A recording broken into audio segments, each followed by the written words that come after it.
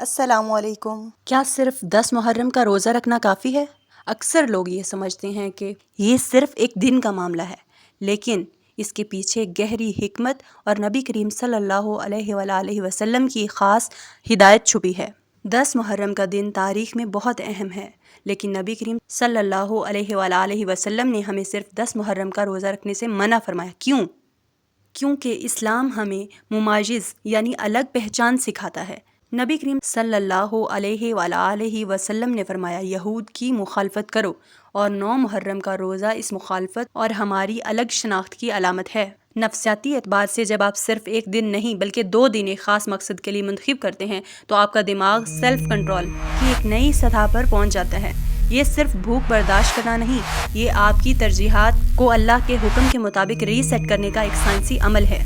تو یاد رکھیں، صرف 10 محرم کا روزہ رکھنا مکروہ ہے کیونکہ یہ دوسروں کی مشابہت ہے۔ آپ کو یا تو 9 اور 10 محرم کا روزہ رکھنا چاہیے یا پھر 10 اور 11 کا۔